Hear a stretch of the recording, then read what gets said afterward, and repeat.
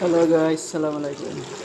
রান্না করি তরকারি, মিষ্টি কুমড়ো, বরবটি, মুরগি, আলু, ছোট ছোট খোসা, টমেটো দিয়ে রান্না করি তরকারি তরকারি।